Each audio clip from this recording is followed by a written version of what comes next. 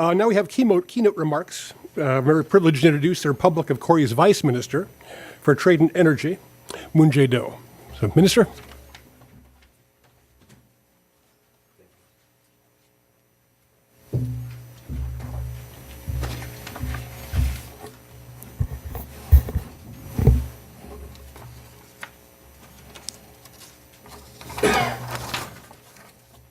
Thank you for your excellent introduction. Good afternoon. Thank you for the kind introduction. Again, my name is Jae-do Moon, and I am the Vice Minister responsible for Energy and Trade at the Ministry of Trade, Industry and Energy of the Republic of Korea. First of all, I would like to extend my appreciation to Donald Menjola from the Korea Economic Institute for putting together this event. I would also like to express my gratitude to the United States government officials attending today's conference, especially Deputy Assistant Secretary David Turk and Deputy Assistant Secretary of Commerce for Export Administration Matthew Bolman of the BIS, as well as the business leaders of Korea and the US who have taken time out of their busy schedules to join us. For more than 3 decades since its foundation in 1982, the Korea Economic Institute has greatly contributed to enhancing communication between Korea and the US in a variety of areas including economy, politics, and security. This makes me even more pleased to deliver a keynote speech at the Energy Collaboration Conference held by this distinguished institution. Today's conference is taking place at a propitious time when the global energy environment is going through rapid changes. And I firmly believe today will be a great opportunity for various organizations of Korea and the US, including governments, companies, and laboratories in the field of energy, to better understand each other. As you are well aware, the biggest issues facing today's global energy market are those of falling oil prices and the strengthening global commitment to greenhouse gas reduction. Lower oil prices, which were triggered by the US shale gas boom, have continued since June 2014, and experts hold different views on how long this trend will continue. Based on past experience, however, we can expect that it will be difficult for this trend to continue for long. In addition, efforts by countries around the world to reduce greenhouse gas emissions are having a huge impact on the global energy market. And in the mid to long term, the impact of emissions reduction on industries around the world will only grow. Last year, in fact, the US and China, which together account for 40% of global greenhouse gas emissions, we agreed to make honest efforts for emissions reduction. Moreover, discussions on a post-2020 climate regime, under which every country will take a responsibility for greenhouse gas emissions, are now in full swing. And this promises to give more definition to international efforts on this front. The Korean government, for its part, introduced an emissions trading scheme this year. The new scheme is expected to have a great impact on Korean industry, which is dominated by energy-intensive sectors, such as steel, petrochemicals, and refineries. Against this backdrop, the recent low oil prices might offer a distorted view. One thing is for sure, however, we should not let short-term thinking mislead us into returning to a society of energy overconsumption. Rather, we should seize this momentum as a chance to enhance energy efficiency with a clear vision of the future. At the same time, we need to combine our wisdom to develop new energy industries and solidify the fundamentals of the energy sector. This is the reason why the Korean government is focusing on new energy industries, because they have great potential to reduce CO2 emissions while creating new types of energy business by combining renewables and new technologies such as IT and batteries. Before discussing the new energy industries that the Korean government has in mind, it is necessary to consider what the future energy society will look like. In this regard, I would like to cite Professor Jeremy Rifkin, a prominent US scholar. He gives 3 key terms that will define the future energy society: zero marginal cost, sharing economy, and pro-consumer.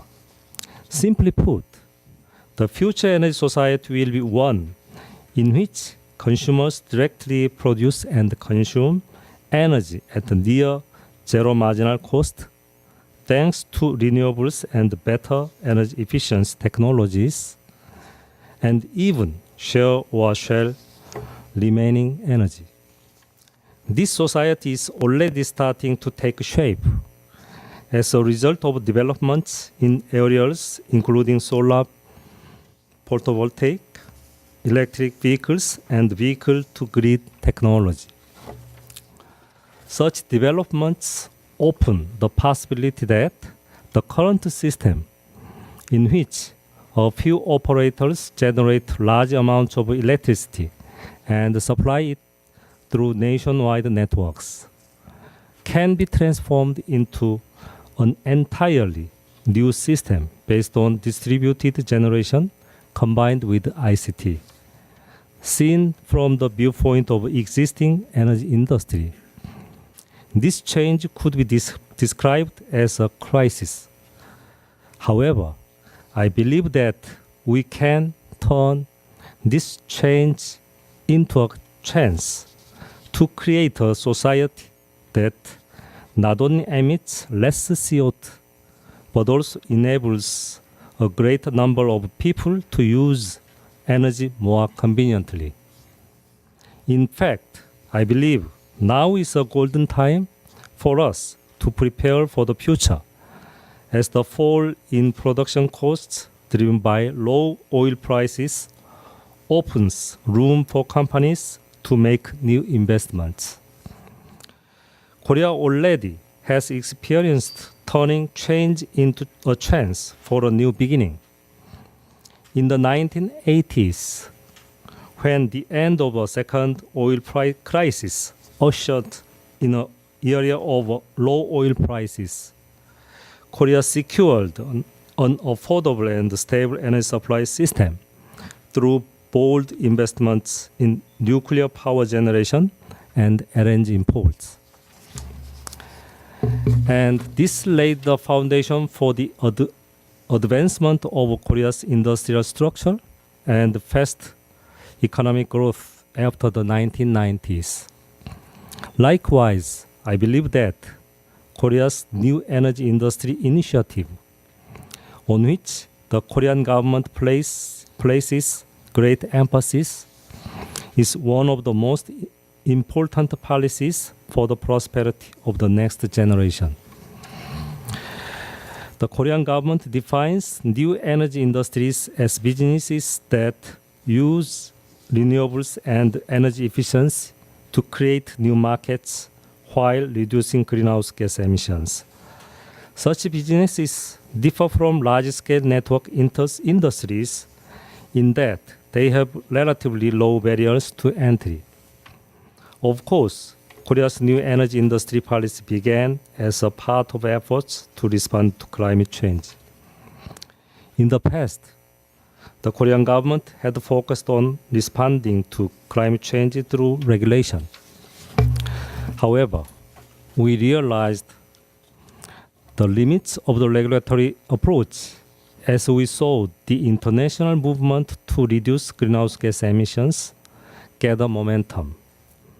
Korea then pivoted toward a policy of using emissions reduction as an opportunity for creating new businesses based on the strength of the market and innovative ideas of entrepreneurs. Last year, President Park took every opportunity to announce the Korean government's commitment to promoting new energy businesses to the international community, including at the G20 summit and ASEAN-Korea commemorative summit. In a short period of time, the government and the industry cooperated to create a new market and selected 8 core business models in which a variety of companies can take part. Korea has introduced a strategy of selection and concentration. This means we'll concentrate our capabilities on a few outstanding business models, support them to become established in the market in its formative stage, and gradually expand the range of new energy businesses. The 8 business models include energy self-sufficient islands,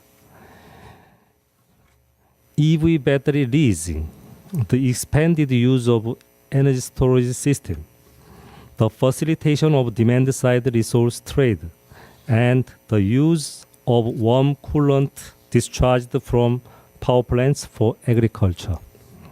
Some of the 8 business models are existing businesses that have been altered by changing them from government-oriented to cooperative and market-oriented. In another case, a business model that uses waste heat from power plants is based on a reimagination of waste heat as a recyclable energy source. I know not all of us here today are energy experts. So, to help you better understand what Korea has in mind, let me take a few minutes to briefly describe some of the business models. The first is energy self-sufficient islands. Efforts have been made around the world to build an island that produces electricity independently without emitting carbon. A distinguishing point of the Korean business model is that it can be realized by 2020 on an island where the population is more than 10,000, using the capabilities of private companies rather than the government. There is a beautiful volcanic island off the eastern coast of Korea with a population of 11,000 called Ulleung. Korea's top energy and IT companies plan to join forces to turn Ulleung Island into an energy-independent island by applying the latest technologies, renewables, and smart grid. Verifications of related technologies have already been completed on smaller islands such as Chucha and Gapa. And Ulleung is just the start of the Korean government's plans to establish energy-independent islands. If this project is successful, it will offer new hope and a new chance to islands and isolated areas in many developing countries that struggle with power shortages. The second model I want to discuss are businesses using energy storage system.